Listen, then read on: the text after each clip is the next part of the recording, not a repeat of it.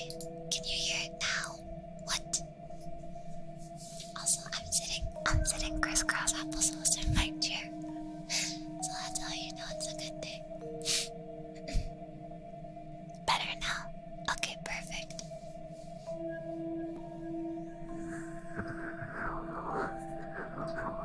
So, I made a little bit of a mistake.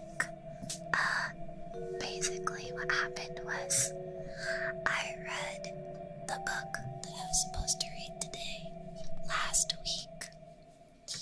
So, I technically have the book.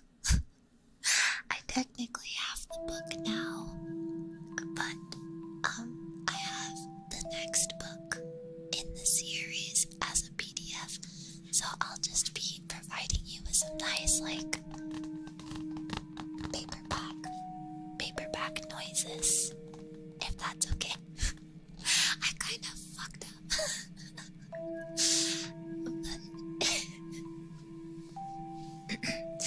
The only reason I bought the book in the first place is because I personally like the sound of like a book, like the pages turning and like the tapping on the covers.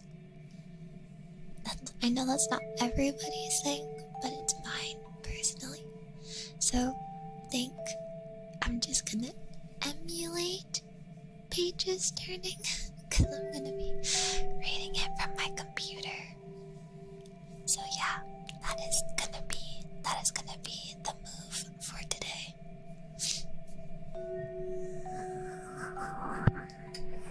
But I hope everybody had a good day. I had a really good day because I didn't do anything. I didn't do anything at all. So I feel pretty proud of myself for not doing anything.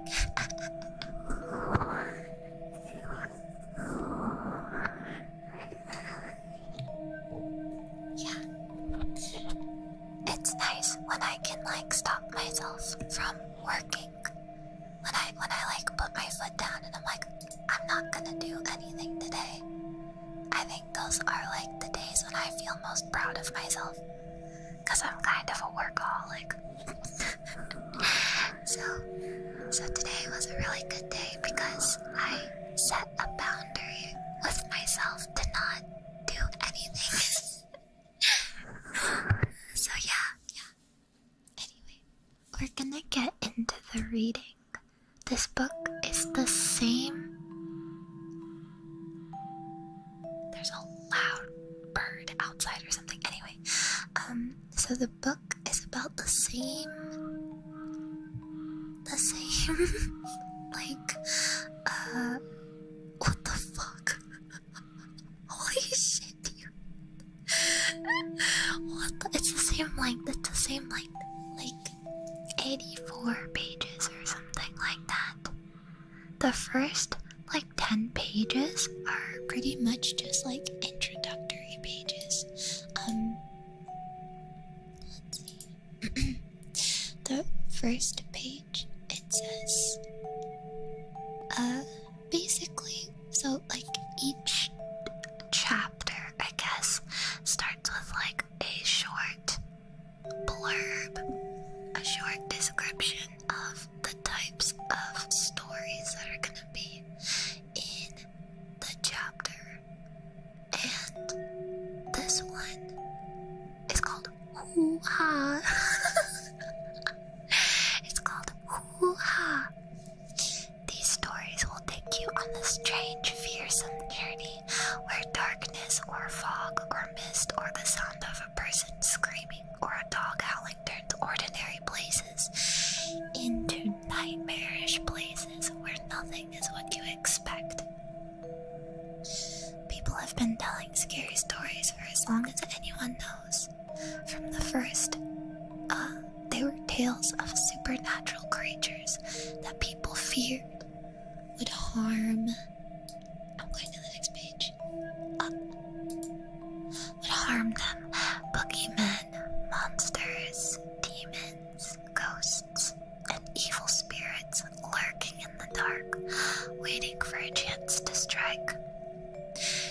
still tell these stories about creatures we fear, but not all of them are about the boogeyman and demons.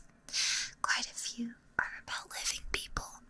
You'll meet some of them: a fat and jolly butcher, a friendly girl who plays a drum, a neighbor, and others who at best are not to be trusted. Scary stories of this kind often have a serious purpose. They may warn young people of dangers that await them when they set out into the world on their own. But for the most part, we tell scary stories to have fun. We turn out the lights, or we leave just a candle burning. Then we sit close together and tell the scariest stories we know. Often, these include some that have been passed down over hundreds of years. If a story is scary enough, your flesh begins to creep. You get shivery and shaky, screaming feeling. You imagine hearing and seeing things. You hold your breath as you wait to learn how it all ends. If something startling happens, everyone gasps or jumps or screams. Some people call those shivery, shaky, screamy feelings that heebie-jeebies or the screamy memes. You better read the stories in this book while you are still feeling brave and before it gets dark. Then, when the moon is up, tell them to your friends and relatives. You'll probably give them the hoo-ha's, but they'll have fun, so will you. Okay. So that is like the little blurb.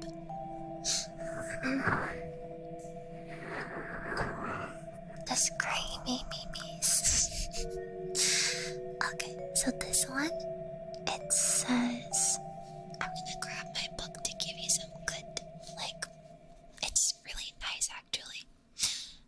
It's not the original way I remember the books being printed, but this is just as good. I think they started printing them again after the movie came out, but it's got kind of a nice, I don't know how to explain it, like a glossy paperback noise. It's nice. I like it. Okay, this one says, when she saw him, she screamed and ran. This chapter is filled with ghost stories. In one, a man has just become a ghost but does not know it yet. In another, a pirate ship and a crew return from a watery grave. And there are other frightful events. And the picture is kind of funny. It looks like a bat, cat, werewolf thing. I don't know. It's kind of, I don't know, it looks kind of mangled. It's like a werewolf, bat, cat, lemur thing. It looks kind of mangled. Okay.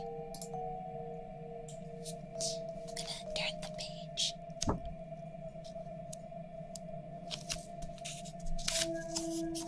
Oh, that's such a nice sound. Okay. This one is called Something Was Wrong. One morning, John Sullivan found himself walking along a street downtown. He could not explain what he was doing there, or how he got there, or where he had been earlier. He didn't even know what time it was. He saw a woman walking toward him, and he stopped her. I'm afraid I forgot my watch, he said and smiled. Can you tell me the time? When she saw him, she screamed and ran. Then, John Sullivan noticed that other people were afraid of him. When they saw him coming, they flattened themselves against a building or ran across the street to stay out of his way. There must be something wrong with me, John Sullivan thought. I'd better get home. He hailed a taxi, but the driver took one look and sped away. Damn. John Sullivan did not understand what was going on and it scared him. Maybe somebody at home can come and get me, he thought. He found a telephone and he called his wife, but a voice he did not recognize answered. Is Mrs. Sullivan there? He asked. No, she's at a funeral, the voice said. Mr. Sullivan was killed yesterday in an accident downtown. Flip the page. Oh, damn, he was killed. He's dead. Wait, okay, but imagine like, they thought he was dead. That can end two ways. Okay, so, assuming that he's like a ghost, right? Oh my gosh, he came back from the dead. But imagine the other ending where he didn't actually die from being murdered, and it's like, he's just there. Nobody knows that he's still alive. Kinda crazy. Kinda wild. They're burying some random guy at the funeral. I know. Also, sorry if you can hear Chai. She's kinda meowing. That's crazy. Okay, this next one is called The Wreck. Oh, sorry. Hold on. Okay, there we go. That's better. Fred and I don't know how to say this name. I think it's Jean or something. Jean. Maybe it's Jean. Fred and Jean went to the same high school, but they met for the first time at Christmas dance. Fred had come by himself, and so had Jean. Soon, Fred decided that Jean was one of the nicest girls that he had ever met. They danced together most of the evening. At 11 o'clock, Jean said, I have to leave now. Can you give me a ride? Sure, he said. I've got to go home too. I accidentally drove my car into a tree on my way over here, Jean said. I guess I wasn't paying attention. Fred drove her to the head of Brady Road. It was in a neighborhood he didn't know very well. Why don't you drop me off here? Jean said. The road up ahead is in really bad condition. I can walk from here. Fred stopped the car and held out some tinsel. Have some, he said. I got it at the dance. Thank you, she said. I'll put it in my hair. And she did. Would you like to go out sometime? To a movie or something? Fred asked. That would be fun, Jean said. After Fred drove off, he realized he did not know Jean's last name or her telephone number. I'll go back, he thought. The road can't be that bad. He drove slowly down Brady Road through thick woods, but there wasn't a sign of Jean. Where'd she go? As he came around a curve, he saw the wreckage of a car ahead.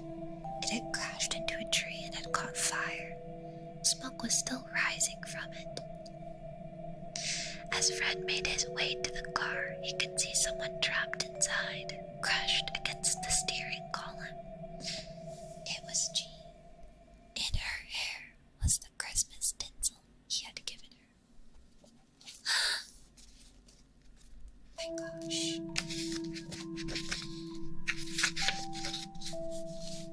Crazy. Why is everybody out here going on dates with ghosts? Oh, 1 second. My mic stand is falling over. 1 sec. Oh no.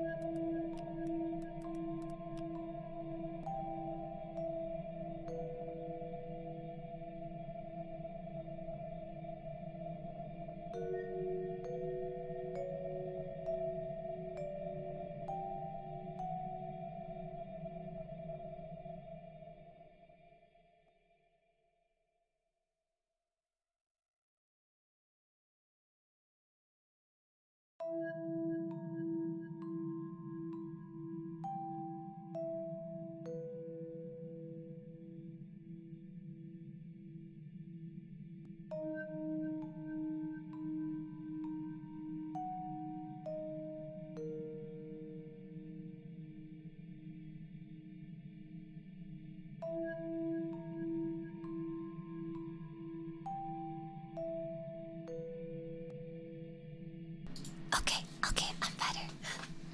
Sorry about that. Oh. There we go, right time. Got it. My bad. Okay. That was so unfortunate. My apologies. Denise, thank you for the soup chat. And the scariest part of the story is that we was you, and you became a skeleton and wrote the. Oh my god!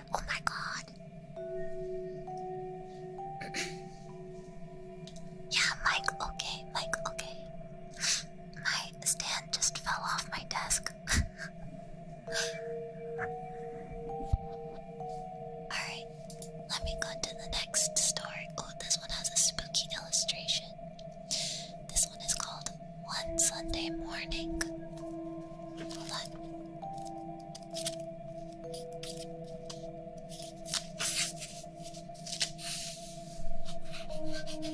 Those are some nice noises, I like that.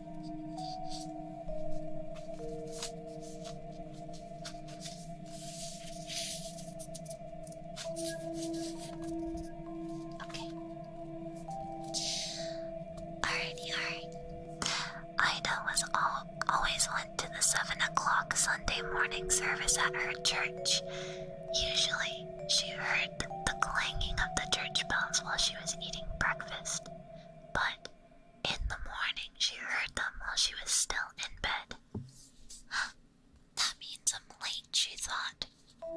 Ida jumped out of bed quickly, dressed, and left without eating or looking at the clock. It was still dark outside, but it usually was dark at this time of year. Ida was the only one on the street. The only sounds she heard were the clatter of shoes on the pavement. Everyone must already be in church, she thought.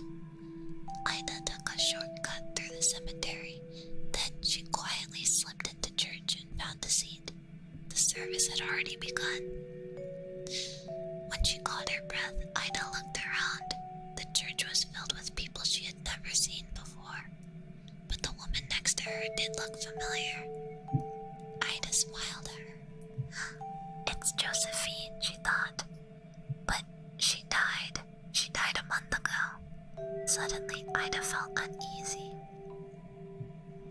She looked around again as her eyes began to adjust to the dim light. Ida saw some skeletons in suits and dresses.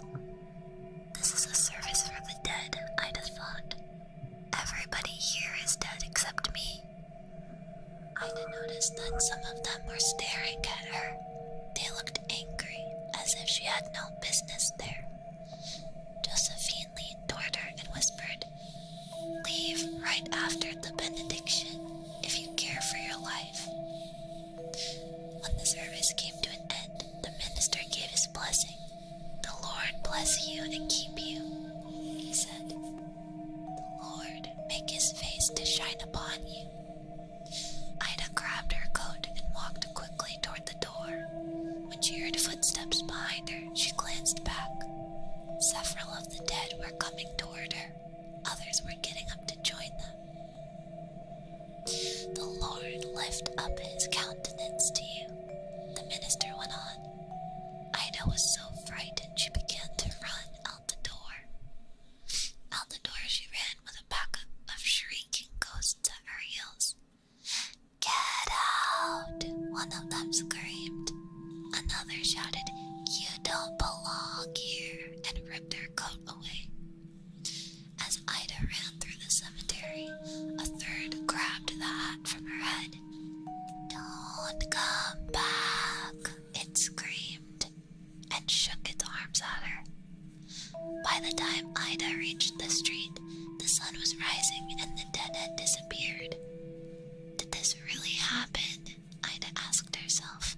Or have I been dreaming? That afternoon, one of Ida's friends brought over her coat and hat, or what was left of them. They had been found in the cemetery, torn to shreds. Spooky service, Sunday service.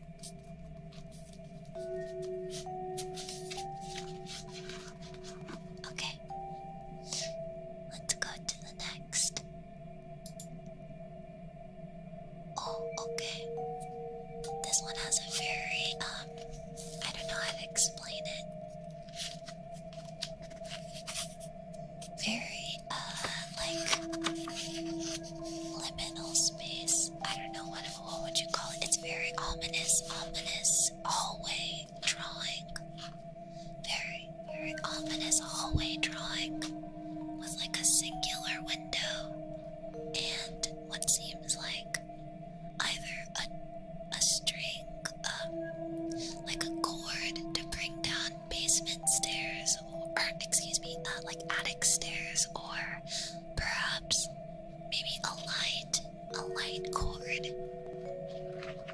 I don't know. Basement stairs.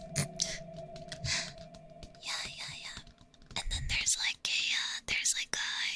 maybe it's the way it was drawn. It looks like fog. Kind of interesting. Okay, this one is called Sounds. The house was near the beach. It was a big old place where nobody had lived for years. From time to time, somebody would force open a window or a door and spend the night there, but never longer.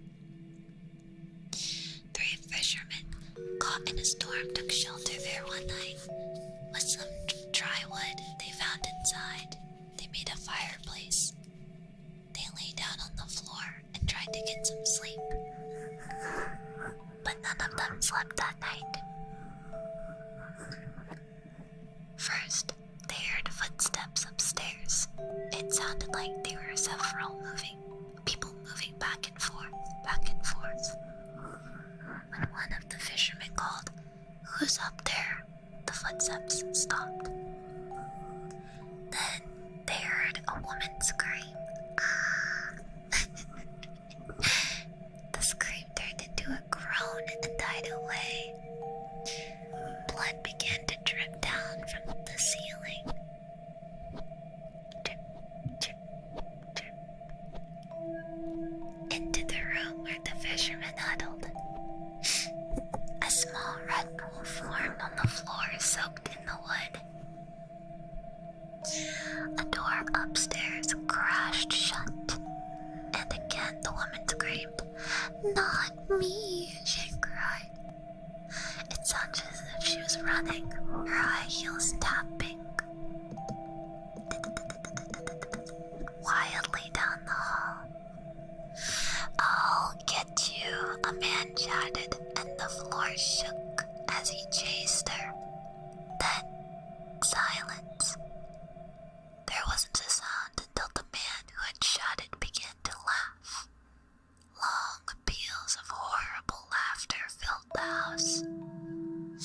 It went on and on and on until the fishermen thought they would go mad. When it finally stopped, the fishermen heard someone coming down the stairs dragging something heavy that bumped on each step. Oh. Epic, I'm sorry.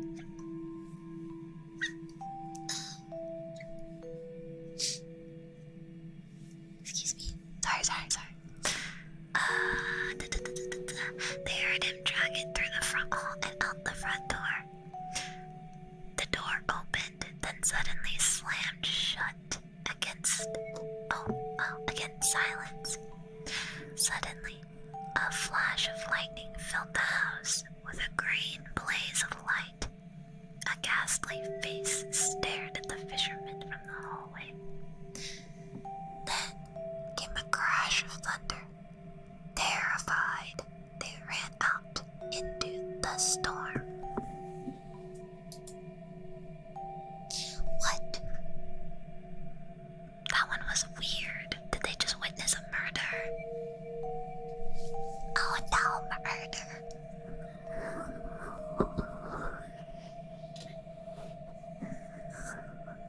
Yeah, that was it.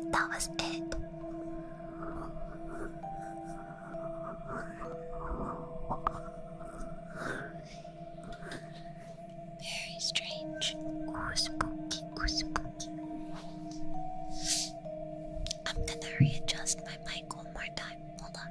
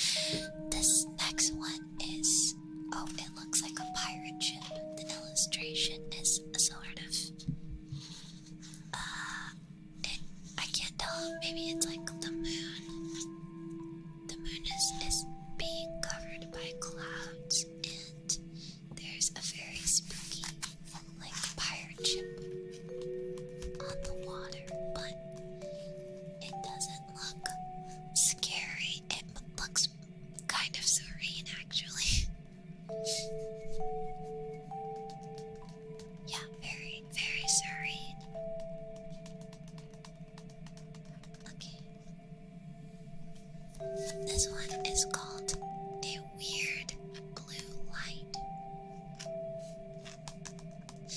Late one night in October 1864, a Confederate blockade runner slipped by some Union gunboats at the entrance to Galveston Bay in Texas and made it safely to port with its cargo of food and other necessities.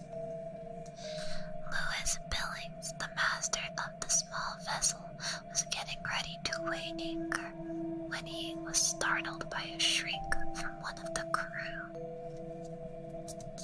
A strange, old-fashioned schooner with a big black flag was rushing down at it. What is that? I don't know. Billings said later she was afire with a sort of weird, pale blue light that lighted up every nook and cranny of her.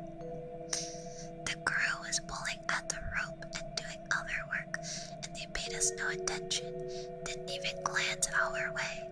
They all had ghastly bleeding wounds, but their faces and eyes were those of dead men. The man who had shrieked had fallen to his knees, his teeth chattering as he gasped out a prayer. Overcome with my own terror that was chilling the very marrow of my bone, I rushed forward, shouting to the others as I ran. Suddenly, the schooner vanished before my eyes. Some say that it was the ghost of John Lovett pirate ship Pride that sank off Galveston Island in 1821 or 1822. She was seen again at 1892 in the same waters with the same crew. Is this like a history lesson? Am I getting a history lesson right now? That wasn't even spooky. Come on. Jeez Louise.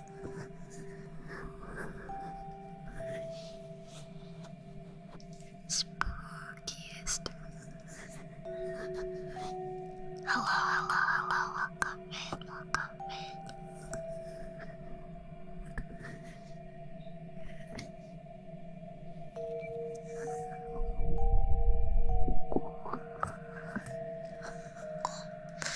Okay, more book noises, and then we'll continue on with our stories. I'm sorry, I'm so giddy about the book noises. I love them. Actually, I do have a leather journal that I can tap on. It sounds pretty good too, but the sounds are a little bit more blunt, so I don't know if they'll get picked up by my mic. I guess we can test it out later.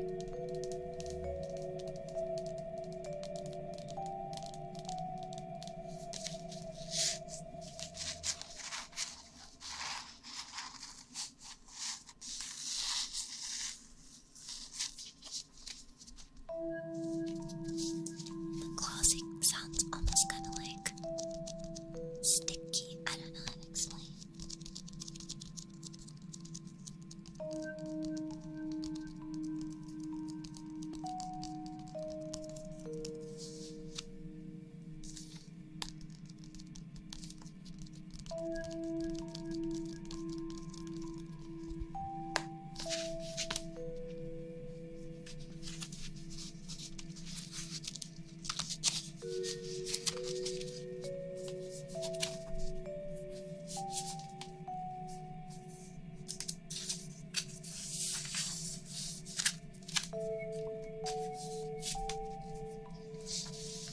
Okay, this one is called Somebody Fell from a Loft.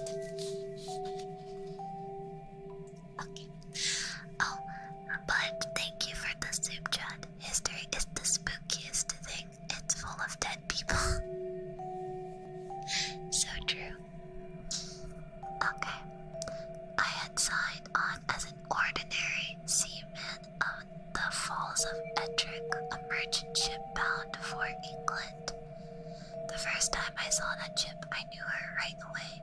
She was the old Gertrude Spurs shoe. I had sailed on her years before when she was painted brown and gold. Now she was painted black and had a new name. But it was the same ship for sure. We had a pretty good crew for that voyage, except for one hard-looking ticket named McLaren.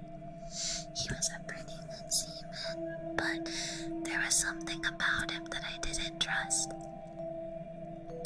He was kind of secretive, kept mostly to himself.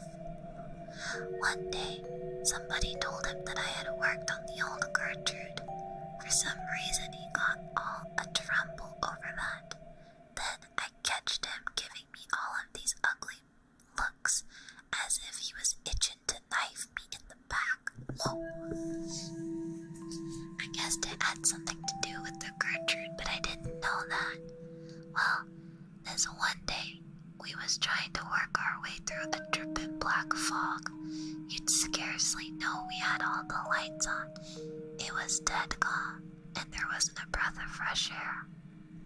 The ship just lay there wallowing in a trough, a-rolling, going nowheres.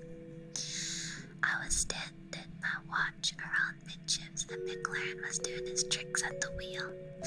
The rest of the crew was scattered around one place, another, and it was quiet as could be. Then, all at once, whack! This thing hits the deck right in front of McLaren. He lets go a screech that turns my blood cold, and he falls down in a faint. The second mate starts yelling that somebody has fallen from aloft. Laying out there just forward of the wheel was someone or something dressed in oilskins, with blood oozing out from underneath. Yuck! My God. The captain ran and fetched a big light from his cabin so we could see who it was. They kind of straightened him out to get a good look out of his face. He was a big, ugly-looking devil, but nobody knew who he was or what he was doing up there. At least nobody was saying. When McLaren came to from his faint, they tried to get something out of him. All he did was jabber away and keep rolling those big, wild-looking eyes of his. Everybody was getting more and more excited. We all wanted to heave the body overboard as quick as we could. There was something weird about it, as if it wasn't real. But the captain wasn't so sure about getting rid of it that way. Could it be a stowaway, he asked. But the ship was so filled with lumber we were carrying, there was no space where a living thing could hide for 3 weeks. Which was how long we had been out.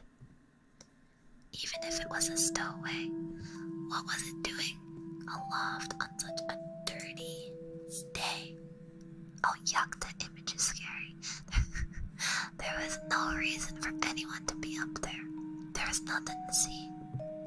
Finally, the captain gave up and told us to heave him overboard. Then, nobody would touch him. The mate ordered us to pick him up, but nobody made a move. Then, he tried coaxing, but that didn't do anything. Suddenly, that loony McLaren starts yelling, "I handled him once. I can handle him again." He picks up the body and staggers over to the railing with it. He is just about to throw it overboard when it wraps its 2 big long arms around it. Excuse me, sorry. Oh my God. When it wraps its 2 big long arms around him, and over they go together. Then on the way down, one of them starts laughing in a horrible way. The mates are yelling to launch a boat, but nobody would get into a boat, not on a night like that. We threw a couple of life preservers after them, but everybody knew they wouldn't help. So that was that. Or was it? The first chance I had to go home after that, I went right over to see old Captain Spurshoe, who was captain when the Gertrude was around. Well, he says, one trip these 2 outlandish men shipped aboard the Gertrude. One was McLaren and the other was a really big fella. The big one was always picking on McLaren and thumping him around. And McLaren was always talking about how he would get back at him. Well, this wet, dirty night, the two of them was up there alone, and the big one come flying down, killed himself deader than a herring. Oh my gosh. McLaren says the foot rope they were using parted and how he almost fell himself, but everyone who saw that rope knowing she didn't give away on her own. She had been cut through with a knife. After that, whenever we came into port, McLaren thought we were going to get the police after him, and he'd get pretty scared. But we couldn't prove anything, so we didn't try. In the end, I guess the big fella took care of things in his own way. If he was a ghost that came back, that's what he was. If there be things like ghosts.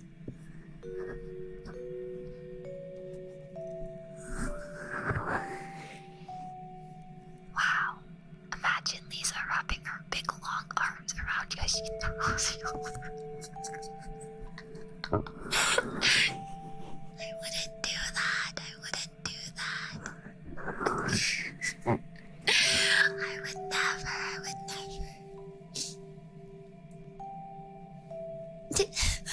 Stop.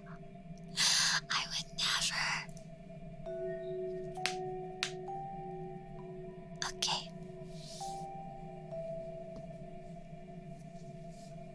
So this next one is called The Little Black Dog. Oh, spooky. Oh, spooky. We're about, like a quarter of the way through the book. I think. I don't know. Something like that. I'm so spooked. Really? Or maybe, actually, we might be like a third of the way through.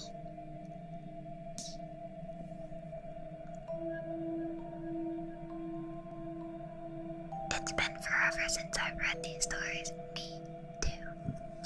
I honestly don't remember all of them, but I remember these ones, and like everybody loved the Goosebumps show, so that people would read Goosebumps at the library. I mean, Goosebumps is like timeless, you know. But I remember when I was younger, everybody loved the Goosebumps show. So, yeah, there was one I remember where like there was this girl with like an American Girl doll or something like that. I don't know. There's like I remember getting spooked by the jump scare in it. It's like a girl had a doll that looked like an American Girl doll, and basically it like wanted to take over her life or something. I don't know. It's basically like modern version of like that one dummy puppet Goosebumps story or whatever. I can't remember though.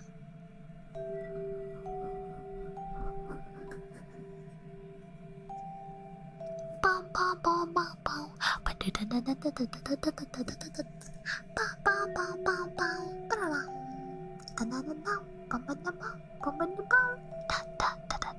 And it's like the dog.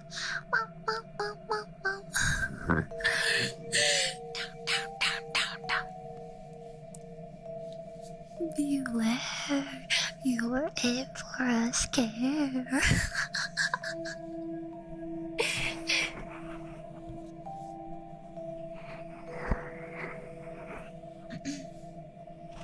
I've never read Goosebumps, that's okay.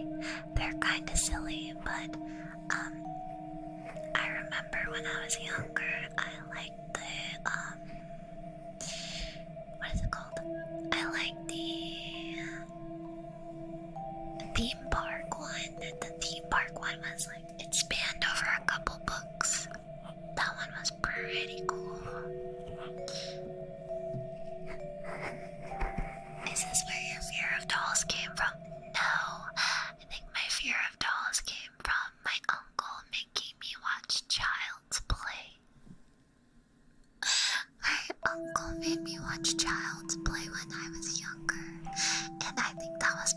actually the first horror movie I had ever watched, and it was when he was babysitting me because my mom was gone and my dad was gone. And he was like, it's not even that scary, and I had nightmares every night about like my dolls or my plushies coming to life and killing me.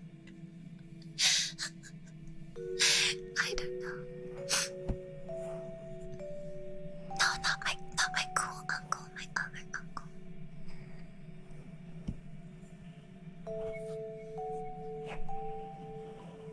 Yeah, so that's basically what happened.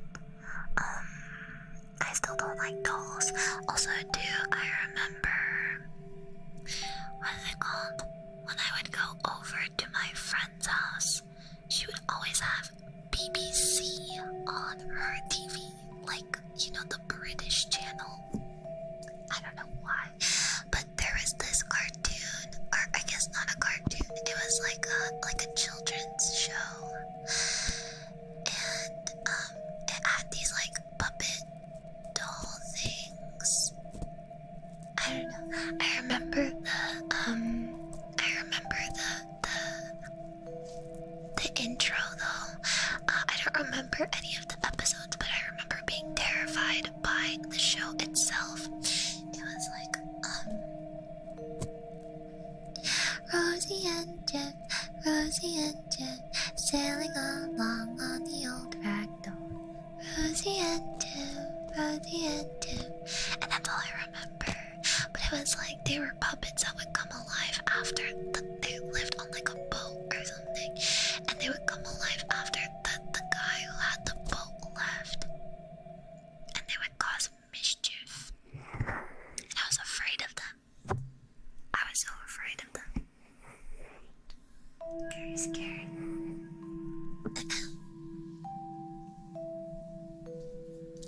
It's like Toy Story, but scary and British. So extra scary. I'm just kidding. Anyway, I'm gonna get back to reading. If you can find it, I'm sure you can. I'm pretty sure it's just called Rosie and Jim. That's like the name of the show. I don't recommend watching it. It's like really unsettling. I don't know, maybe now it wouldn't be as unsettling, but I don't think I could even watch it now. It's so weird. Very weird. Okay. This next one, it's called The Little Black Dog.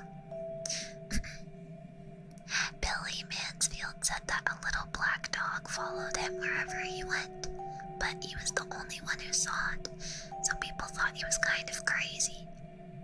To drive the dog away, Billy was always hollering at it and throwing rocks at it. Wow, that's kind of mean.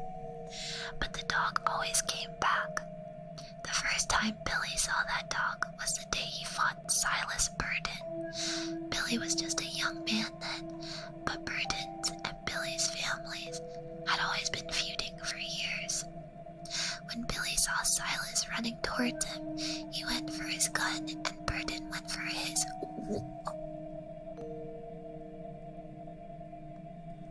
Are these children? Why do they have guns?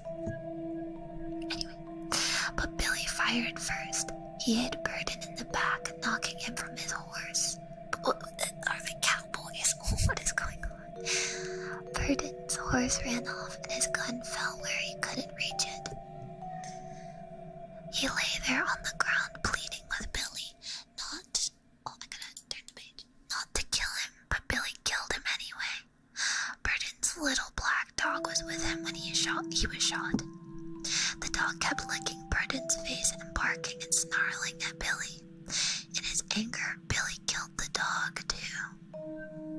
There wasn't much law enforcement in those days, so Billy wasn't arrested, but all that night he heard Burden's dog outside his cabin, scratching on his doors and barking to be let in. I'm imagining this. Billy said to himself, I shot that dog.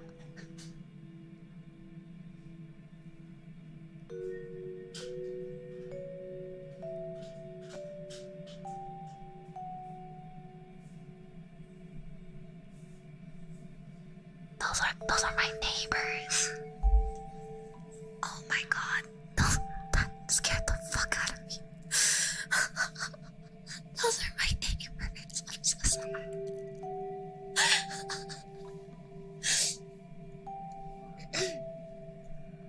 Oh my god. Anyway, but the next morning, Billy saw the dog. It was waiting for him outside. From then on, there was not a day where he didn't see it. And there wasn't a night where he didn't hear it scratching on his door, barking to be let in. From then on, Billy was always finding the black dog's hairs on the sofa and on the floor, even in his bed and in his food. And the house and the yard stink of dog. That's what Billy said.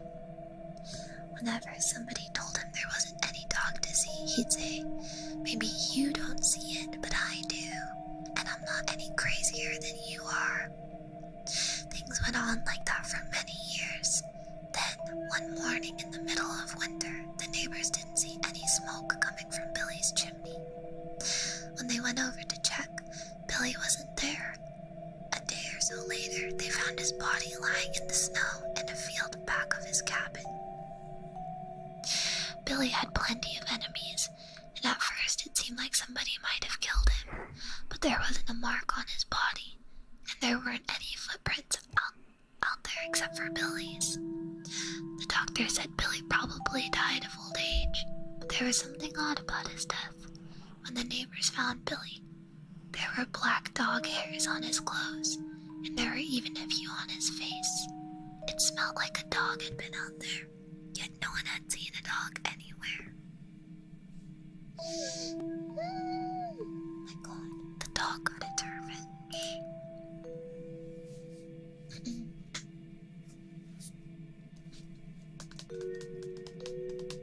I know my neighbors, I'm sorry. If they continue to be loud, I'm gonna go close the window so that it's not gonna be bothersome. Sorry if it bothered you or woke you up.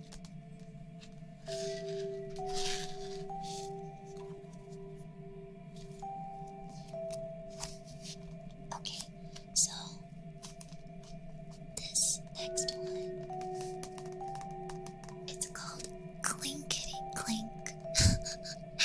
Clinkety Clink. Alright. Excuse me. Okay. An old lady got sick and died. Wow, what a great way to start this story. An old lady got sick and died. She had no family and no close friends, so the neighbors got a grave digger to dig a grave for her. And they had a coffin made, and they placed it in her living room. As was the tradition, they washed her body and dressed her up in her best clothes and put her in the coffin. When she died, her eyes were wide open, staring at everything and seeing nothing. The neighbors found 2 old silver dollars on her dresser, and they put them on her eyelids to keep them closed. They lit candles and sat up with her, so that she would not be too lonely on that first night that she was dead. Okay.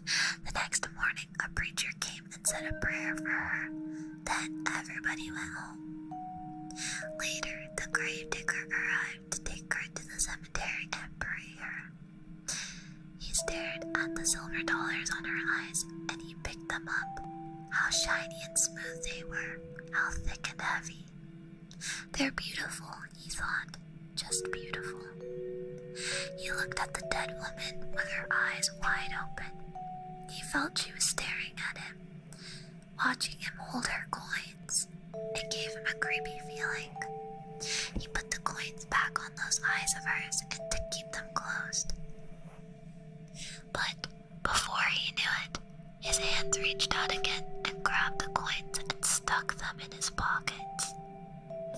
Then he grabbed a hammer and quickly nailed shut the lid of the coffin.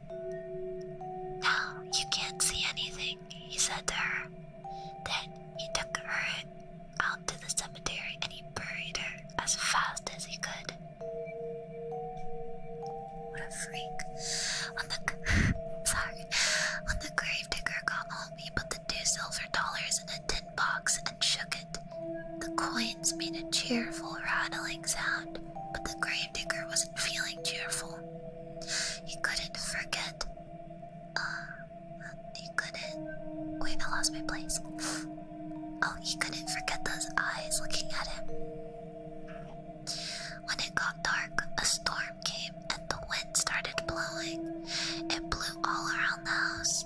It came in through the cracks and around the windows and down the chimney. Busoo. It went busy, busy, busoo. The fire flared and flickered. I like that word. Flickered, flickered, flickered.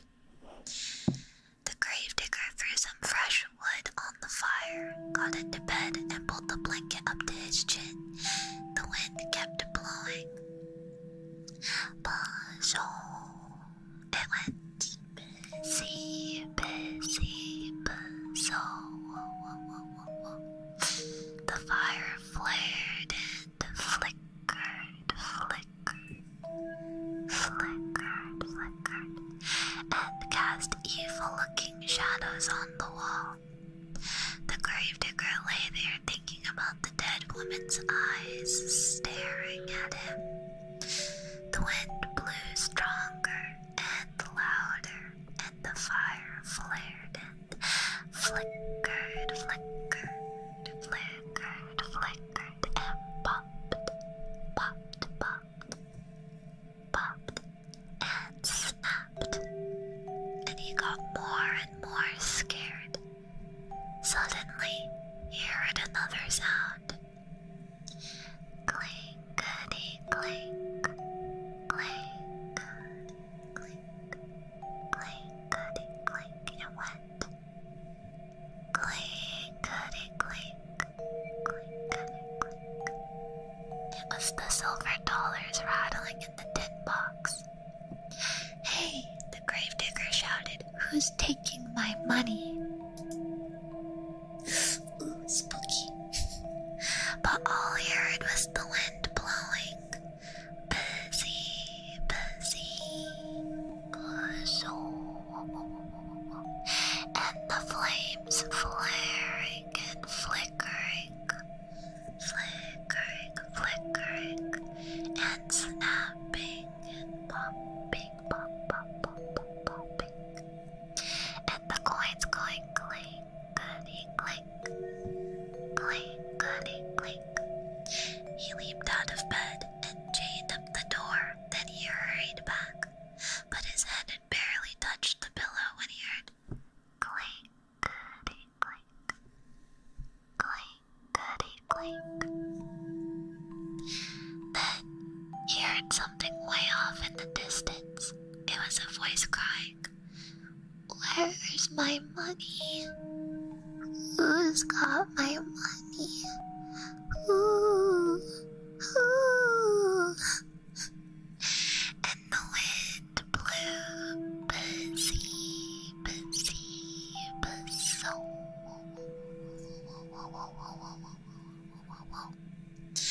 And the fire flared and flickered, flickered, flickered, flickered and snapped, and pop, pop, pop, pop, pop, pop, popped. And the money went clinkety clink, clinkety clink. The gravedigger was really scared. He got out of bed again and piled all the furniture against the door, and he put a heavy iron skillet over the tin box. Then he jumped back into bed and covered his head with his blankets. I have another hiccup, sorry. Oh my god, it's like stuck. It hurts. 1 second. Oh my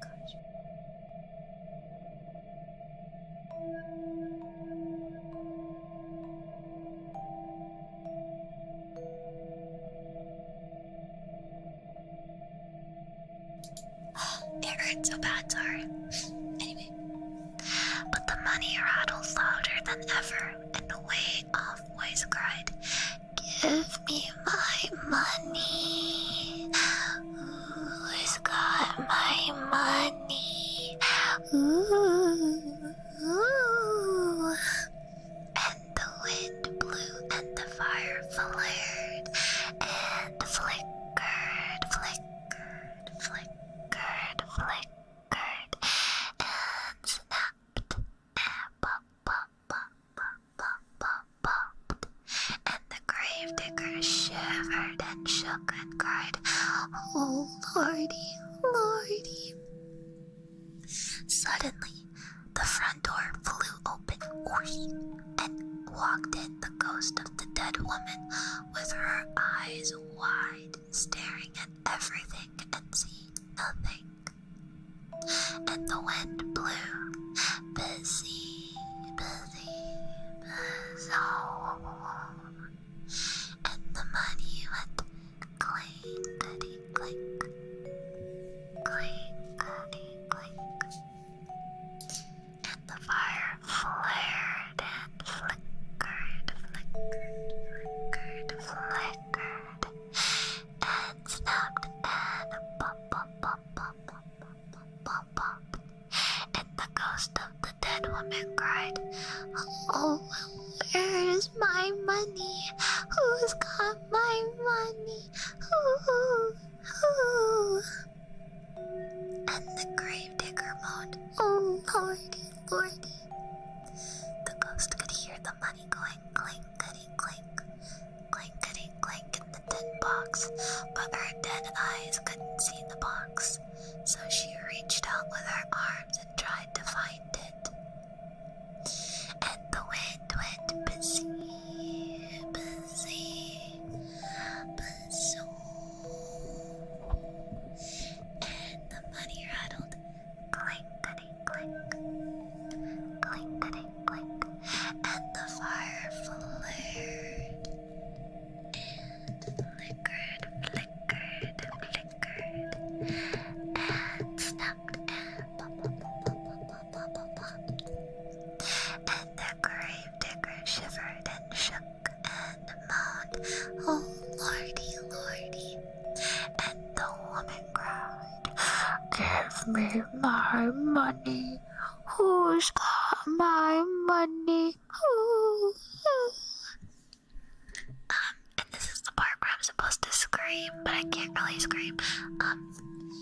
"You've got it." And I'm supposed to like pounce at you, but I kinda can't do that. So Asterix Asterix pounces at you.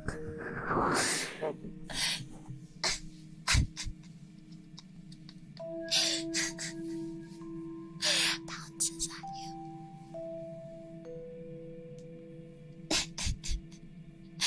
Where's my money? I actually really like that word a lot. Flicker, flicker, flicker, flicker.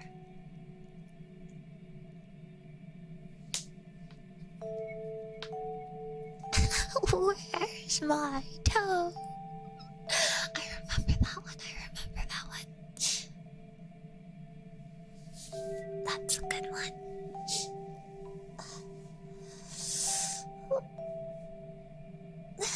Okay. This one, it says, "She was spitting and yowling just like a cat." The tales in this chapter are about an empty trunk, a neighbor who turns into a cat, a strange drum, and a very tasty sausage, and other scary things. Oh yuck. Some of these drawings are like really scary. I don't know, man. I have to crack my neck. I can't do it, it's stuck. Okay, we're gonna take an intermission to rest my voice. I'm gonna give you more book noises. I know, do you think it's like human meat sausage? Do you think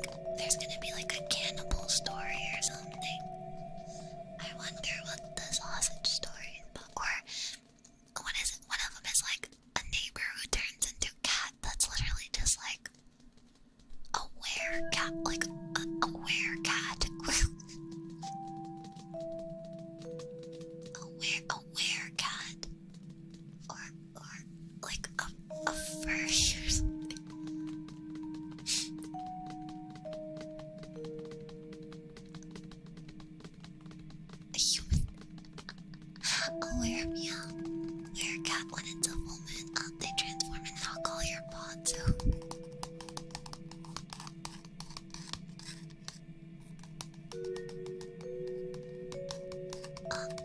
None of the fish in the neighborhood are safe. Be careful on October 31st. All Hallows Eve, you will see a werecat. The werecat will knock your pots over and steal your food, and your pet fish will not be safe. And I don't even know what else. And they will bite and scratch you. And if they bite and scratch you, you turn into a werecat too.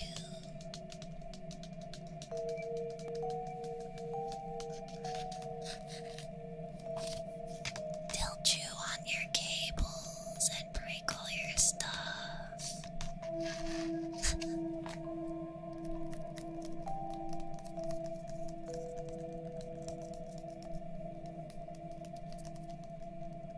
Werecats aren't scary. Have you ever been in the woods with a bobcat? No.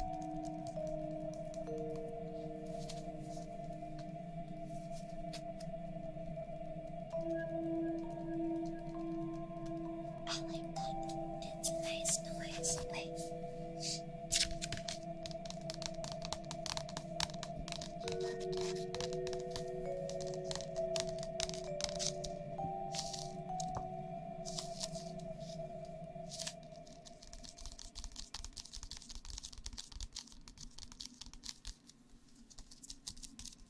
Okay.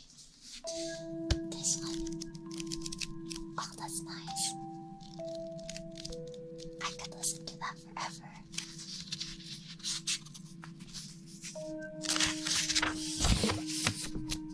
I could listen to that. That's such a good night. It's like it just my brain good. That's so nice.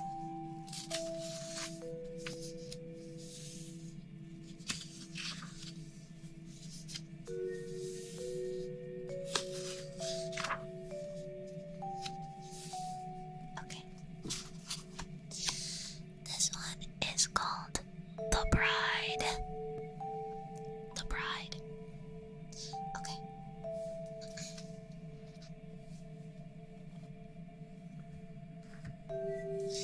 The minister's daughter had just gotten married. After the wedding ceremony, there was a great feast with music and dancing and contests and games, even old children's games. When they got to playing hide and seek, the bride decided to hide in her grandfather's trunk up in the attic. They'll never find me there, she thought. As she was climbing into the trunk, the lid came down and cracked her on the head, and she felt unconscious inside. The lid slammed shut and locked. No one will ever know how long she called for help, or how hard she struggled to free herself from that tomb. Everyone in the village searched for her, and they looked almost everywhere. But no one thought of looking in the trunk.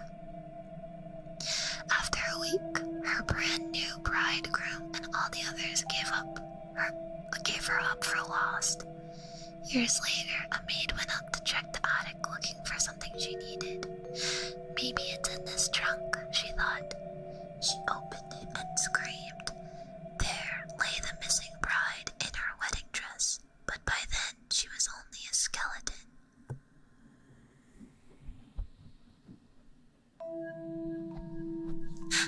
Scary. So spooky. I'm scared. I have to cough.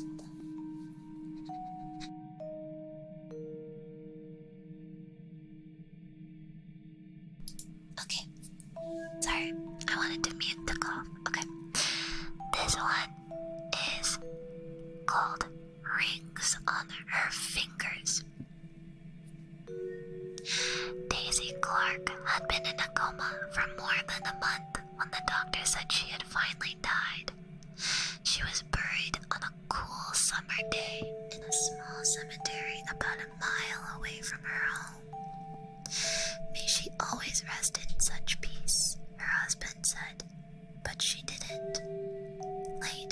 night, a grave robber with a shovel and a lantern began to dig her up.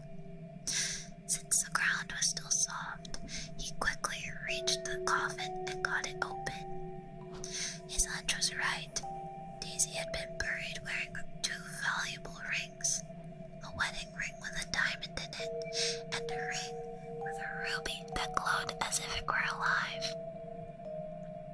The thief got down on his knees and reached into the coffin to get the rings, but they were stuck fast on her fingers, so he decided that the only way to get them was to cut off her fingers with a knife. But when he cut into their finger with the wedding ring, it began to bleed, and Daisy Clark began to stir. Suddenly, she sat up. Terrified, the thief scrambled to his feet. He accidentally kicked over the lantern, and the light went out. He could hear Daisy climb out of her grave. As she moved past him in the dark, he stood there frozen with fear, clutching the knife in his hands. When Daisy saw him, she pulled her shroud around her and asked, "Who are you?"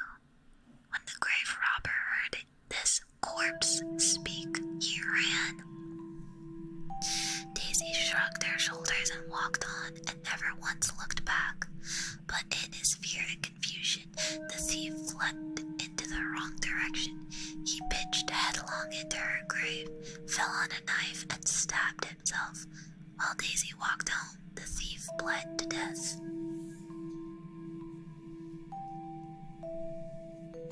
What the fuck?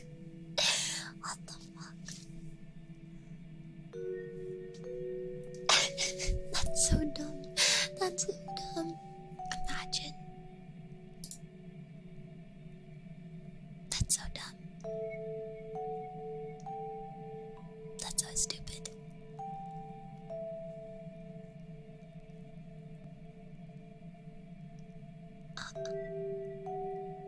He really goofed himself, it's true. But it's I'm so scared. I'm so terrified. I'm literally shaking right now. Shaking and screaming and crying right now.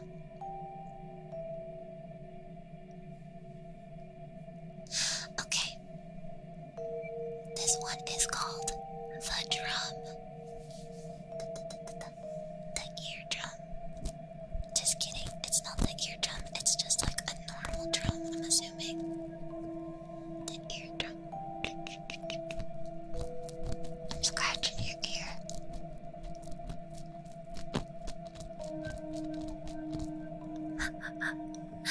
Okay. Once there was 2 sisters. Dolores was 7 and Sandra was 5.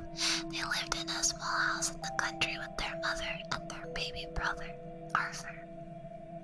Their father was a seaman and was away on a long voyage. One day, Dolores and Sandra were running across a field near their house when they met a gypsy girl playing a drum. Her family was camping in the field for a few days.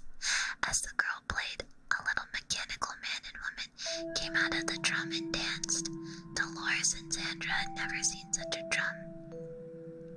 They begged the girl to give it to them. She looked at them and laughed. "I will give it to you," she said, "but only if you are really bad. Come back tomorrow and tell me how bad you were, and I will see." As soon as the 2 sisters got home, they started shouting, which was against the rules in their house. Then they wrote all over the walls with their crayons. At supper, they spilled their food, and when it was time for bed, they wouldn't go. They did everything they could think of to upset their mother. They were really bad. Early the next morning, they hurried off to find the girl. "We were really bad yesterday," they told her, "so please give us the drum." But when they told her that what they had done, the girl laughed. "Oh, you must be way worse than that if I am to give you this drum," she said. As soon as Dolores and Sandra got home, they pulled up all the flowers in the garden. They let the pig out and chased it away. They tore their clothes. They sloshed in the mud. They were a lot worse than the day before. "If you do not stop," their mother said, "I will go away and take our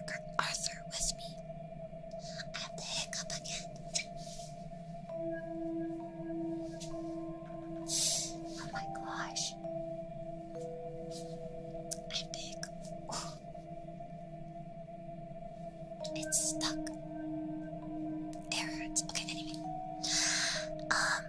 And you will get a new mother with a glass eye and a wooden tail. That scared Dolores and Sandra. They loved their mother and they loved Arthur. They could not imagine being without them, and they began to cry. I don't want to leave you, their mother said, but unless you change your behavior, I will have to leave you. We'll be good girls, the girls promised, yet they did not really believe that their mother would go away. She's just trying to scare us, Dolores said. We'll get the drum tomorrow, said Sandra, then we'll be good again. Early the next morning, they rushed off to find the girl. When they found her, she was playing the drum again, and the little man and woman were dancing. They told the gypsy girl how bad they had been the day before. That must be bad enough to get the drum, they said. Oh no, the girl said. You must be much worse than that. But we promised our mother to be good from now on, said the girls. If you really want the drum, the girl said, you must be much, much worse. It's only for one more day, Dolores told Sandra. Then we will have the drum. I hope you're right, Sandra said. As soon as they got home,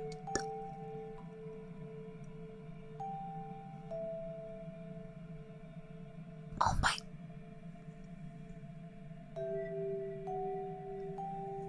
As soon as they got home, they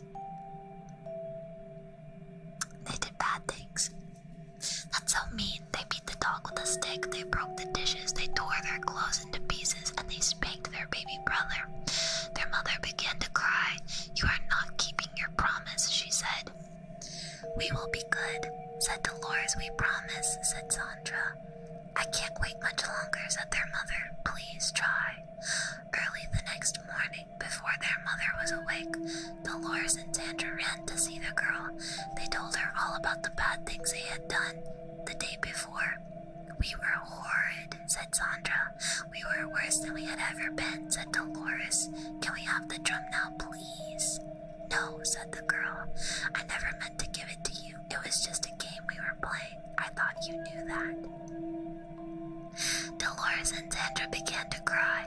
They rushed home as quickly as they could, but their mother and Arthur were gone. They're out shopping, said Dolores. They'll be back soon. But they were still not back when time for lunch came. Dolores and Sandra felt lonely and scared. They wandered through the fields for the rest of the day. Maybe they will be home when we get back, Dolores said. When they got home, they saw the window and the lamps were lit. And there was a fire in the fireplace, but they did not see their mother or Arthur. Instead, they saw their new mother, her glass eyes glistening, her wooden tail thumping on the floor. Moral of the story is do not be bad. That's it.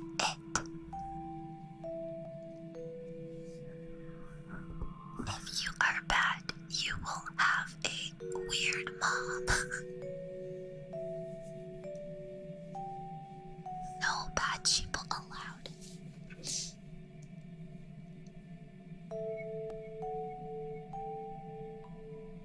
Bad.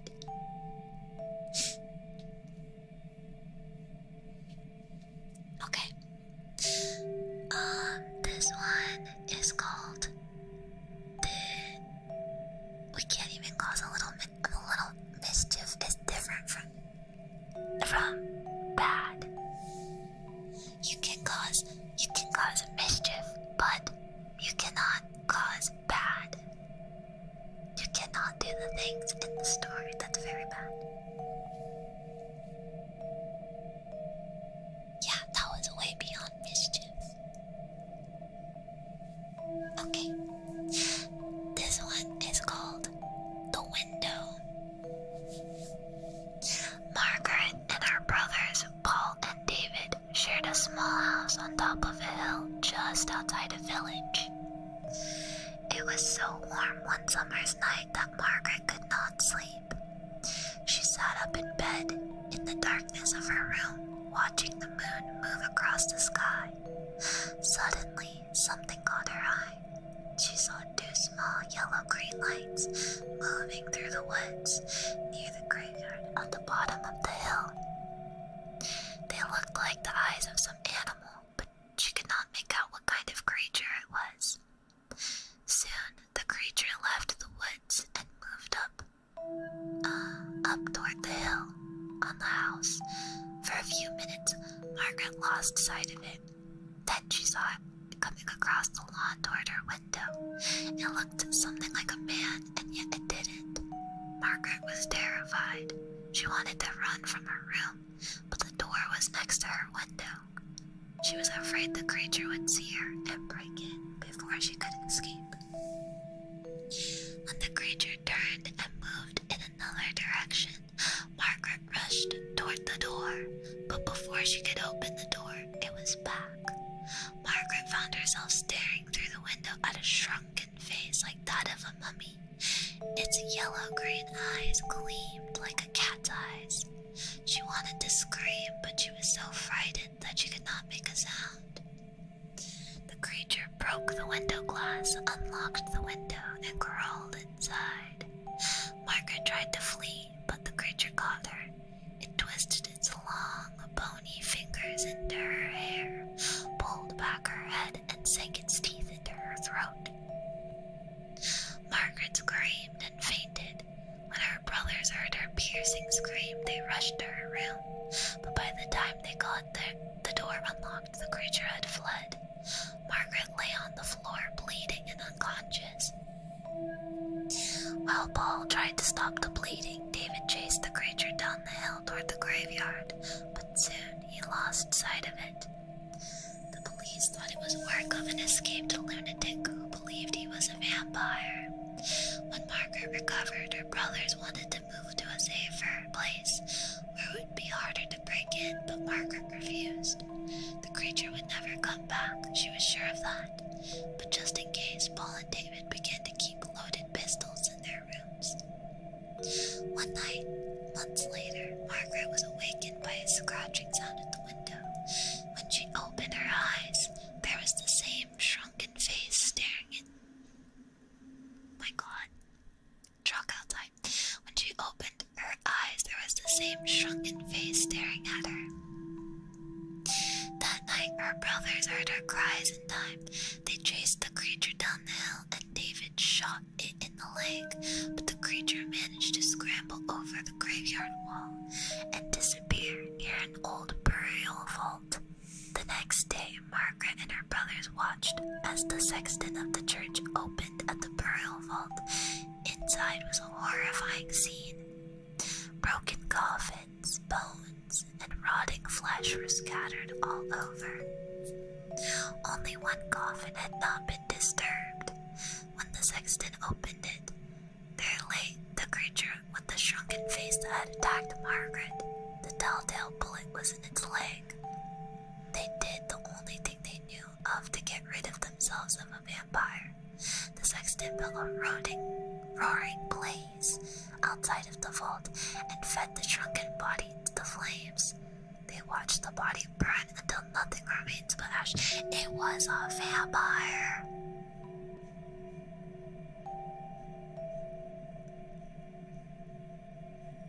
It was a vampire. It sounds like a tiny little gremlin creature. What?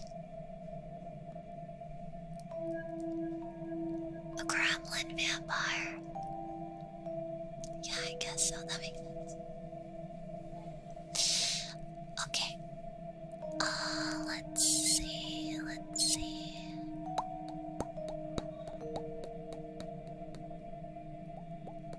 Okay.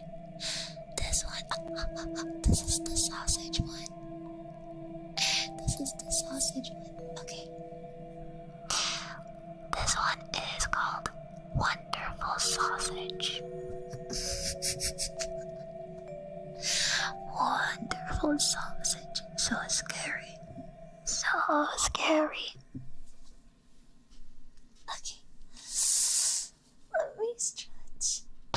Oh my God. My shoulder popped. Sorry. I hope that wasn't too loud. Oh, that felt good. Okay. Yeah, I'm good. It felt good. It felt good. Sorry. Sorry. I'm good. This is normal.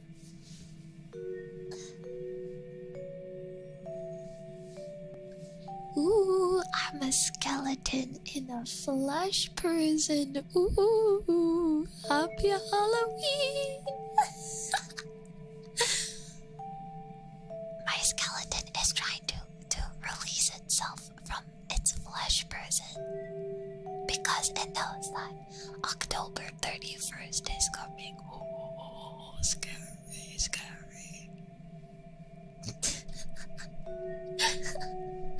I'm just kidding, sorry. That was kind of dumb.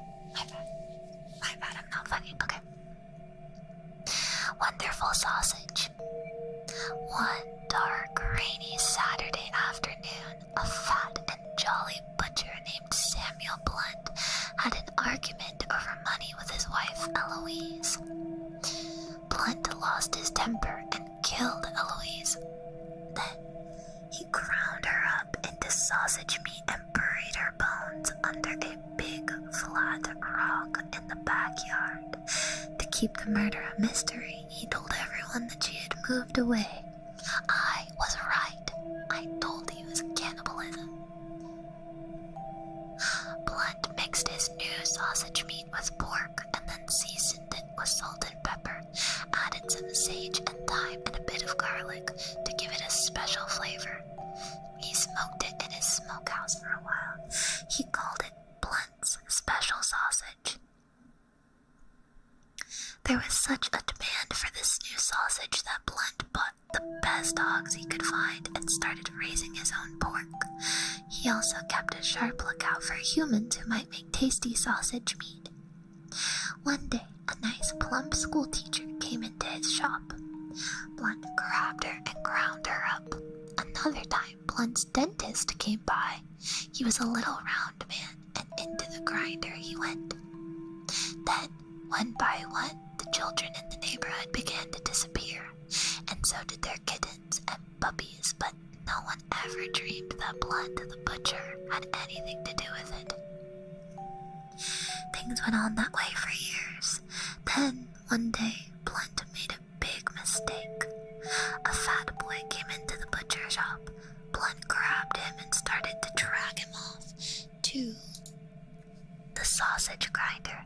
But the boy broke loose and ran out of the shop, and Blunt chased after him, waving a big butcher knife. When people saw this, they realized at once what had become of all the missing children and grown-ups and kittens and puppies. An angry crowd gathered at the butcher shop. No one knows for sure just what happened to Blunt that day. Some say he was fed to his hogs, others say he was fed to his sausage grinder, but he was never seen again, and neither was his wonderful sausage meat. The end. The end.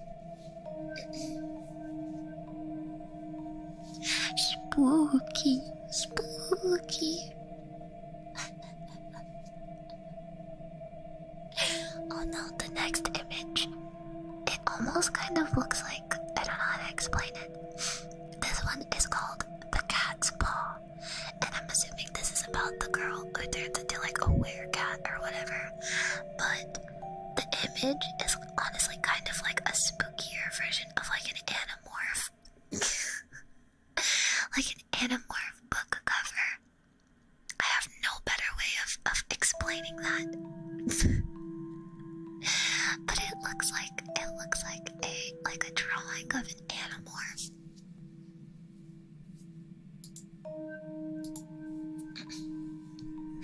Okay. What did they do with the rest of the sausage? I'm unsure. The moral of the story is to not find out how the sausage is made. Very cool. Okay.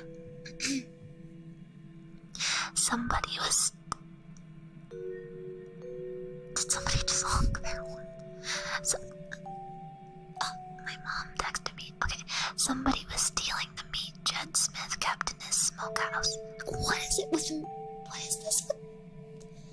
What is the deal? What is the deal with the meat? What is the deal with the meat? What is this shit? Okay. Okay. Somebody was stealing the meat Jed Smith kept in his smokehouse. Every day a ham or some bacon or something else was missing. Finally, Jed decided he had to put a stop to it. One night, he hid in the smokehouse with his rifle and waited for the thief. He didn't have to wait long, for soon a black she-cat slunk in. She was the biggest cat Jed had ever seen. When she jumped up and pulled down a ham hanging from the ceiling, Jed grabbed his rifle and turned on the lights. But instead of running away, the cat jumped at him. He fired and shot off one of her paws. Jed was sure he heard a woman scream. Right after his gun went off, the cat began tearing around the room, spitting and yowling. Then she ran up the chimney and was gone. Jed stared at the cat's paw, only it wasn't a cat's paw anymore. A woman's foot lay wriggling on the floor, all shot up and bloody. So it's a witch that has been doing it, he told himself. Just then, one of Jed's neighbors, a fellow named Burdick, came racing toward the road to get a doctor. His wife's foot had been shot in an accident, he told Jed. She's bleeding pretty bad, he said. The doctor got to her barely in time. People who were there when it happened said that she was spitting and yowling just like a cat. Spooky. We thank you for being IGPN for 5 months. Meat is important, but also spooky.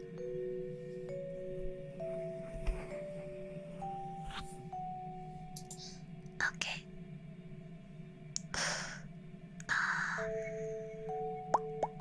Oh, okay, there's one last one, a part of this chapter called The Voice. Hold on. I gotta fix my hair really quick.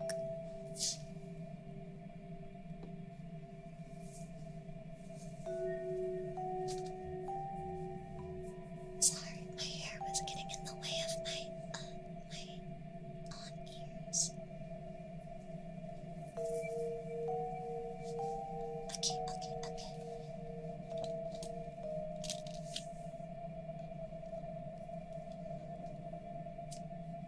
Sorry. My bad, okay.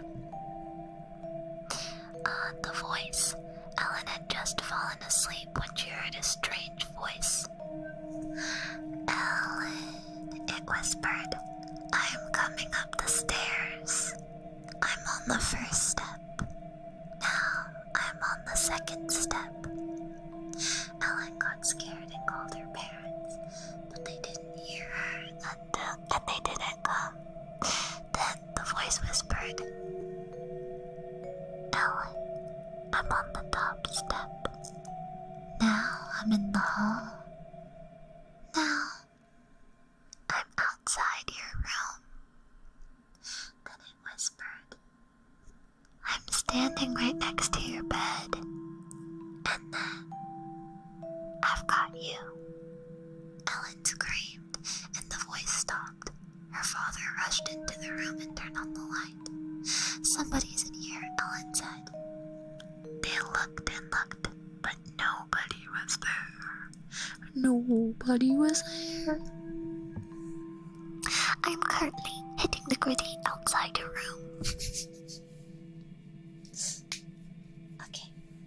I'm gonna read a couple more, and then I think that will be that. I'm trying to find the spookiest images. This one says, when I wake up, everything will be alright. These are scary stories about a subway car, a shopping mall, and other dangerous places.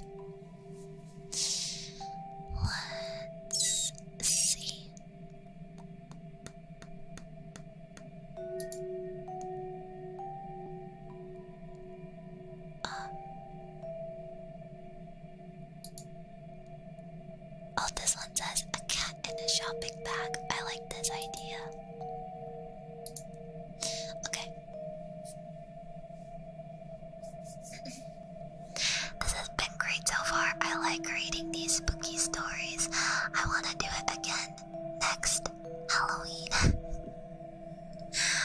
maybe next time I'll read, like, because I did 2 parts for this one.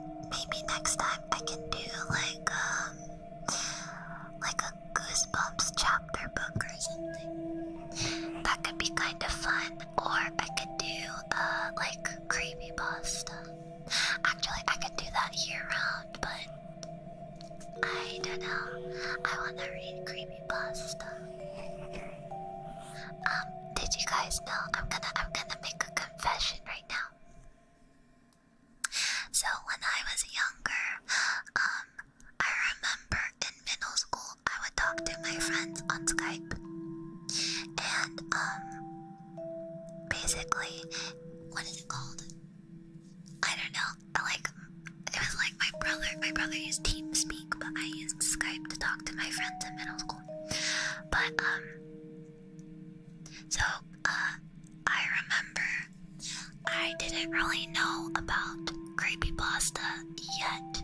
I didn't really know about it until like after this incident, because I was like so shaken up. But that was in middle school was the first time I ever experienced my first screamer. If you guys remember those, like, people would send you like a link and then it would be like a loud noise and then the like the flashing image or whatever, which I was so mad because I remember it was on the family computer with like the speakers, like the 2 speakers. Didn't have headphones or anything, so I was home alone after school, and one of my friends from school sent me a Jeff the Killer screamer link, and thought it was so funny. But I remember for like years afterward that because it was so loud, I remember I had to call my mom on the home phone and ask her to like come home and unplug the computer because I was so afraid. She's like, why are you looking up these weird sites? I'm like, I didn't. My friend sent it to me. So I was like terrified, and that's how I found out about creepypasta, because somebody had sent me a frickin', like, she thought she was so fucking funny for that. I'm like, even just talking about it, I'm so mad.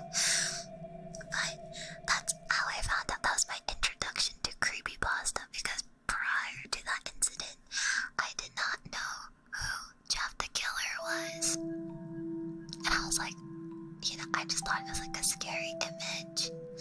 And then she was like, oh, this is what it's from, and like sent me the story, and I was like, is this real? She's like, no, the whole point is that it's not real. But I was like, oh my god, it sounds so real. Yeah, I forgive, but I do not forget. So it's like funny now. I can like go laugh at it. I can reminisce and laugh about it. But in the moment, I remember for years I was afraid of. I couldn't even like look at the Jeff the Killer image because I was so terrified from that one incident. It was so scary. Did you ever get her back? No, I didn't. Did not. You gotta hit him with the screamer of your. I don't even think me and her. The last time I spoke to her was right before we started high school, because we were friends up until 8th grade, and then she went to a different school. Yeah. It's a freaky image, even if you know what it is. Yeah, it is. I still can't really look at it because it makes me uncomfortable. But I just think it's kind of funny because that was my introduction to creepypasta, was that one incident with a screamer link. Yeah. But it's like, I don't know.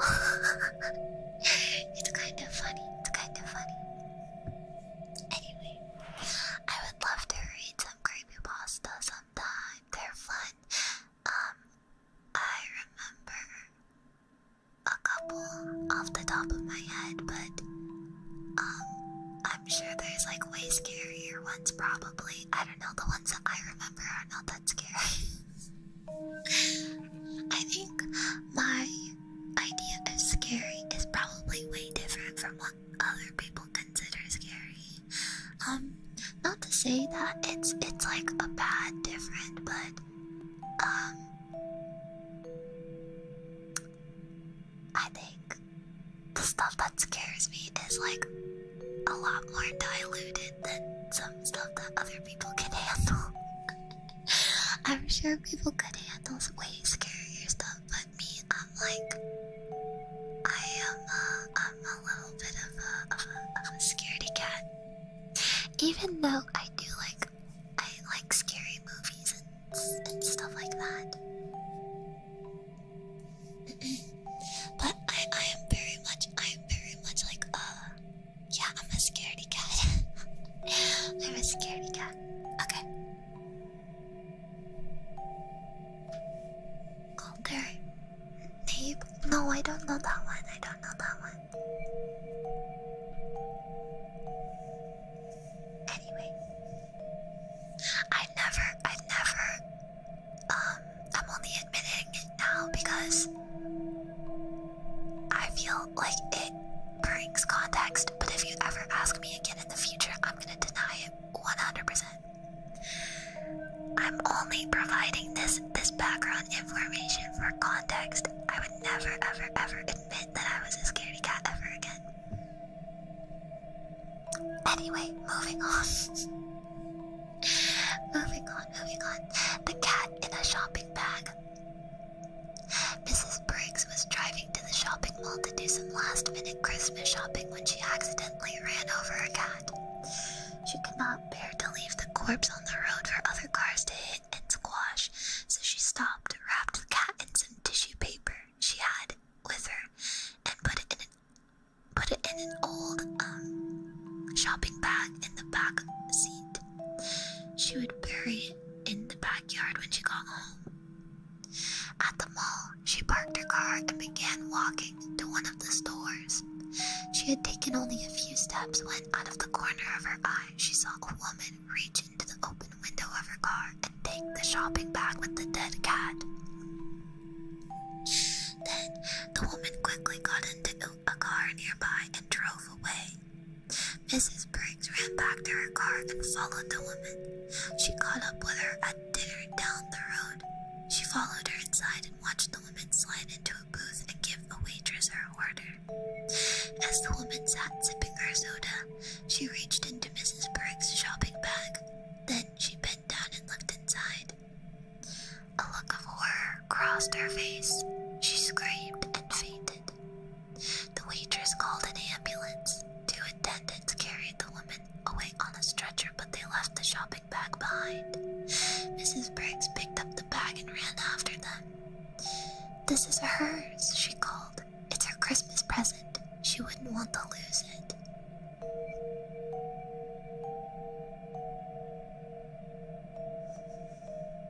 What?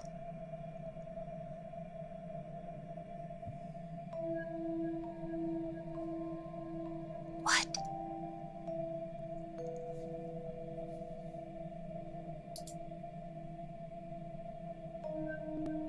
What?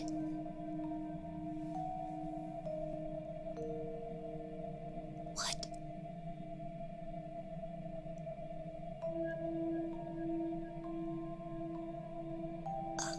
Okay.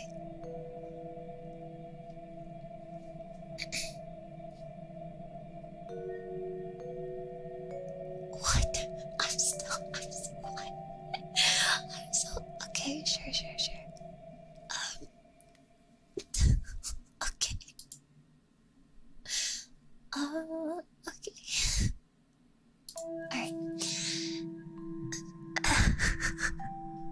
Moral of the story, don't steal people's crush. I guess so. This one is called The Bed by the Window. The 3 old men shared a room at the nursing home. Lisa retirement home. Oh my god. It's real. what sort of horror story began at Lisa's retirement home? Their room only had one window, but for them it was only linked to the real world. Ted Conklin, who had been there the longest, had the bed next to the window. When Ted died, the man in the next bed, George Best, took his place. And the third man, Richard Green, took George's bed. I have makeup, hold on. Excuse me. Okay. Despite his illness, George was a cheerful man who spent his days describing the sights he could see from his bed. Pretty girls, a policeman on horseback, a traffic jam, a pizza parlor, a fire station, and other scenes of life outside. Richard loved to listen to George, but the more George talked about life outside, the more Richard wanted to see for himself. Yet he knew that only when George died would he have his chance. He wanted to look out that window so badly that one day he decided to kill George. He's going to die soon anyway, he told himself. What difference would it make? George had a bad heart. If he had an attack during the night and the nurse could not get him right away, he had pills that he could take. He kept them in a bottle on top of the cabinet between his bed and Richard's. All Richard had to do was knock the bottle to the floor where George could not reach it. A few nights later, George died just as Richard had planned he would, and the next morning Richard was moved to the bed by the window. Now he would see for himself all the things outside that George had described. After the nurses had left, Richard turned to the window and looked out, but all he could see was a blank brick wall. Wow. Wow.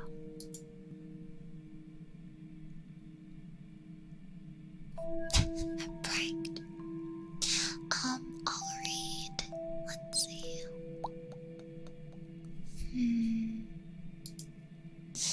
I'll read 2 more, okay? 2 more. Okay, I'll read a normal scary one and a funny scary one. Okie dokie. This one says, a ghost in the mirror. This is a scary game that young people play sometimes, trying to conjure up a ghost in their bathroom mirror. Many don't really believe that a ghost is going to appear, but they try to raise one anyway for the fun and excitement. Some are willing to settle for any ghost, but others have a particular ghost in mind. One of these is a ghost named Maryworth, who is also known as Mary Jane and Bloody Mary. She is the heroine of an old comic strip, but some say that she was actually a witch who was hanged at the infamous witch trials in Salem in 1692. Another one of these ghosts is La Llorona, the weeping woman who wanders the streets of cities and towns from Texas to California and throughout Mexico looking for her lost child. Still another is Mary Wales, a young woman who is supposed to have been killed in a car accident in Indianapolis, Indiana, about 1965. Her ghost is one of the vanishing hitchhikers. It is said that again and again she thumbs a ride home in a passing car, then vanishes before she gets there. Here is how the ghost hunters tried to raise a ghost. 1. They find a quiet bathroom, close the door, and turn the lights. 2. While they stare at their face in the mirror, they repeat the ghost's name, usually 47 times or 100 times. If any ghosts will do, they will say any ghost in place of the name. If they do manage to raise one, its face will slowly replace the face of their face in the mirror. Some say a ghost is likely to be angry at being disturbed. If it gets angry enough, they say it will try to shatter the mirror and come right into the room. But a player can always turn on the lights and send a ghost back to where it came from. And when that happens, the game is over. was not really a story, but more like instructions on how to play the game. Okay, this one is...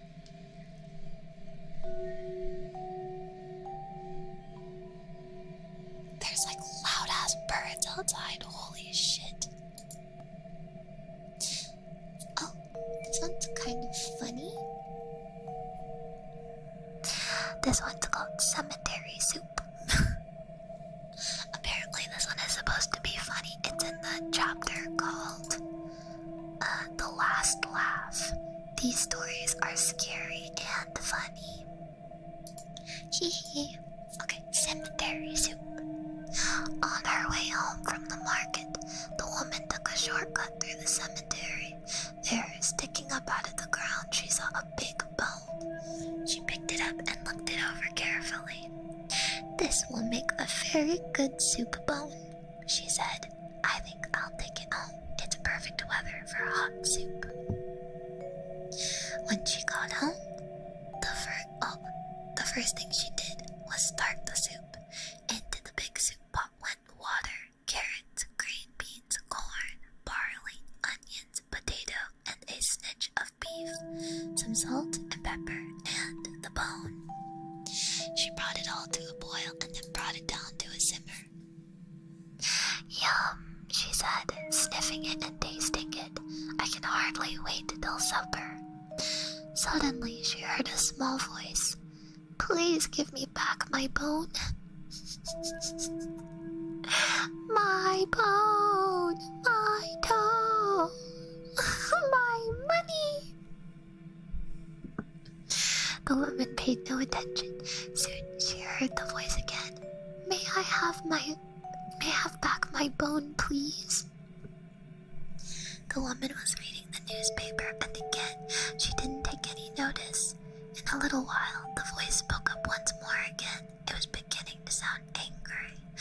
"Give me back my bone." The woman kept on reading the paper. "Some people are too impatient," she muttered. Once more the voice spoke. Now it sounded very angry. It was so loud that the whole house shook. "I want back my bone."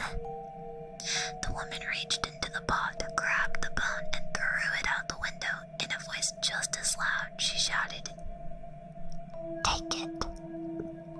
There was an eerie silence. Then the woman heard footsteps scurrying away from the house down the road toward the cemetery, and she got up and served herself some soup.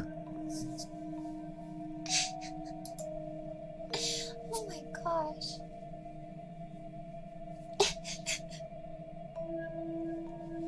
He just left. She still got soup, and they got the bone back. And that is the end of my story time. How did you guys feel about these very ooky spooky stories? Did you like them? Ain't nothing getting in the way of her bone soup. Thanks for the spooky sheepy, no problem. Was great. Yeah, I'm glad. Very spooky, ooky, and comfy. I'm glad.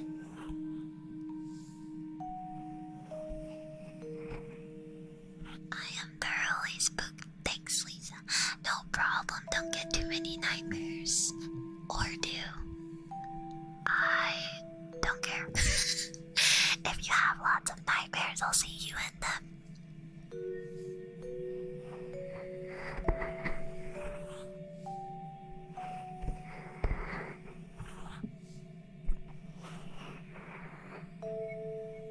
I'm so scared I may not ever sleep again. Oh no. You have to have lots of nightmares. The more nightmares you have, the more powerful I am, you know? Listen to you while I drew a great stream. Thank you. I hope you had a good time. I hope your drawings went well.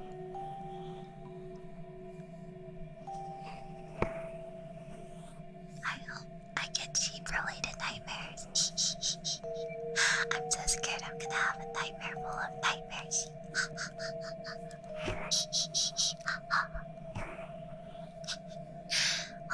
Thanks for entertaining me. I honestly had a lot of fun. This type of stream is really fun for me, so I'm glad that you guys also have fun as well. I feel like I'm still trying to warm up to a normal, conventional style ASMR. It's a little intimidating to me still, but these sort of ones where it incorporates my interests or things that I find silly or cool helps me feel more comfortable and I guess like in the zone, you know?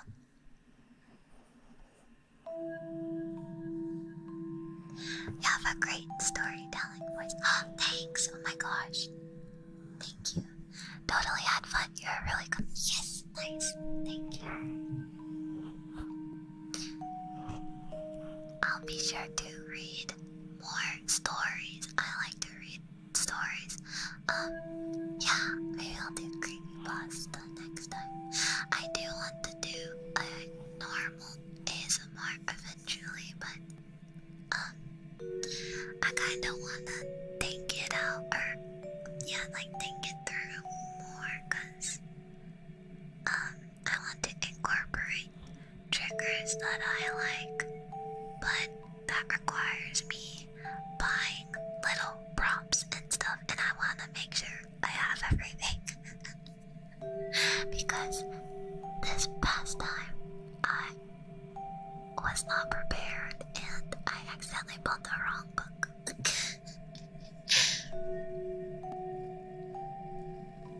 I wanted to sleep, but the stories were so interesting, especially with how you told them and your reactions, so stayed up to hear them. Hopefully later, the VOD can help you be sleepy.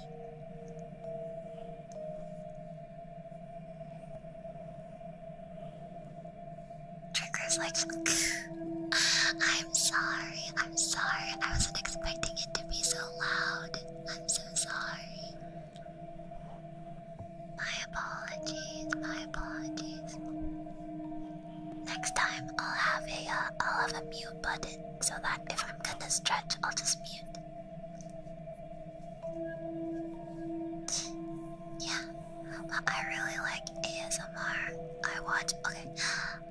Another confession. I've been watching ASMR for like, I wanna say like 3 or 4 years or something. I've been watching ASMR for like 3 or 4 years because I had like really bad insomnia, and the ASMR is, oh my god, my neighbor, the ASMR helped me sleep a lot. So I really want to, because I am so inspired by ASMR, I want to I guess like invoke the same feeling in other people, because it helped me so much. But I wanna be good at it. I know you're not good at it like right at the start, so I'm trying to get better. But I really want to have the same effect on people. You know, what triggers do you like? I like wood tapping on wood and stuff. There's actually, I forget who does it, but there is a ASMR person that I like, who has like a wooden cube, and they tap on the wooden cube. It's kind of nice. I also like vials, like water. They put like water or liquid in a vial and dip it. Those are nice. I like glass tapping. I like those repeated words, like flicker, flicker, flicker, flicker. That was kind of nice. I like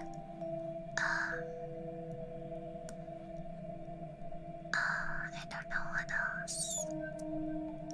I don't really like explain. I like the videos a lot with the 3D, or especially like the Yeti is fine, but I really like the separation between left ear and right ear. Some of them I feel have too much of a blend, but I really like that stark contrast of like going back and forth between each ear. I don't know why. It just kind of like it's nice to my brain. Yeah, I don't know. Oh, or cork. I like the sound of cork too.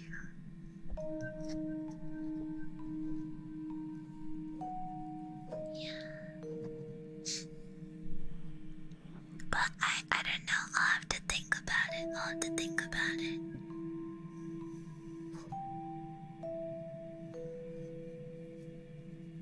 The heavy panning kind of helps create a sense of space, like you're shooting. Yeah, I think so too.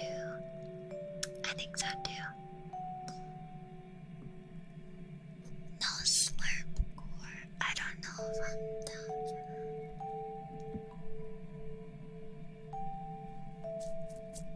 I like that too. I like it when they're talking directly into the ear and not from behind. Yeah, I agree. That's also why I can't watch ASMR that is like, I don't know, like I like that extreme binaural feeling. I don't know.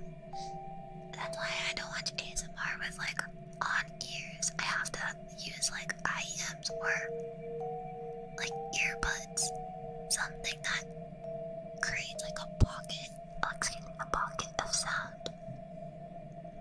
It just makes for a better listening experience, I think.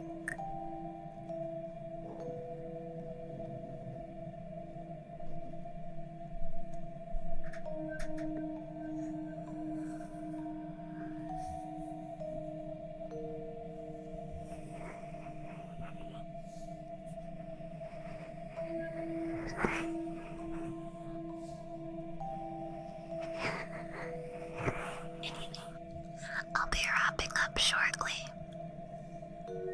So again, thank you for listening to me tell my spooky stories. And thank you if you watch the VOD and get good rest. Cause you're helping me, you're providing me with your nightmares.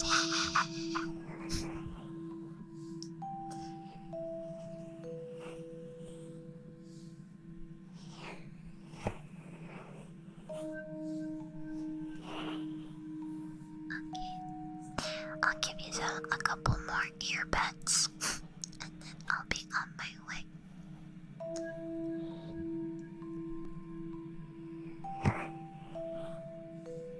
Tomorrow we're having karaoke, so look forward to that.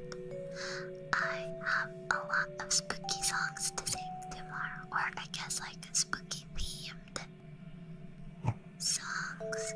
So I hope you look forward to it. It's gonna be really fun. Okay, I'm gonna go over to my ending screen. Let me double check that it is not gonna break your ears. Okay, perfect. There we go.